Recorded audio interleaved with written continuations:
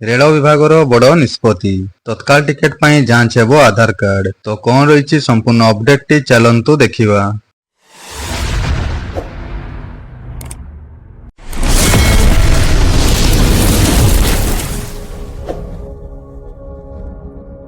भारतीय रेलवाई तत्काल ticket booking पर ई आधार को बाध्यतामूलक करने को निष्पत्ति नेइछि।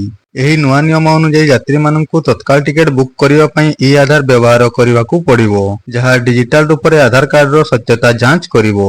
एहा द्वारा टिकेट बुकिंग प्रक्रिया को अधिक फलप्रद और सुरक्षित करा जिवो बोली कहिछि रेल विभाग। एही नियम रो मुख्य उद्देश्य होउछि कि तत्काल टिकेट बुकिंग रे कलाबजारी और दलालଙ୍କ द्वारा हेउथबा अनियमितता को रखिबा। ई आधार संयोग माध्यम रे यात्रीଙ୍କ परिचय सहजरे जांच करा जाय पारिबो, फलरे प्रकृत यात्री सहजरे टिकेट पाई पारिबे। रेल विभाग जणाइछि जे एही नियम शीघ्र लागू हबो, तेबे एहार सठिक तारीख एपर्यंत घोषणा करा जाई नाही। जो मानकर आधार कार्ड नाही सेमानक पई विकल्प परिचय पत्र व्यवहार सुविधा मध्य रहिबो। आईआरसीटीसी अनुसार आधार जांच रो प्रथम सुविधा होउछि आधार व्यवहारकारी माने तत्काल टिकेट बुक करिवा समय 10 मिनिट प्राथमिकता समय पाइबे, जहा अन्य समस्त व्यवहारकारी पूर्वरु हेबो। एही समय मध्य कोनोसी एजेंट को टिकेट बुक करिवा को अनुमति दिया जिवो नाही। अण आधार अकाउंट गुडी को बुकिंग पूर्वरु स्वतंत्र जांच माध्यम रे जिवो एवं संदेहजनक अकाउंट गुडी को बंद होई जिवो।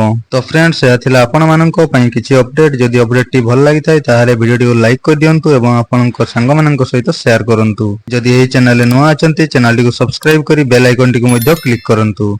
धन्यवाद।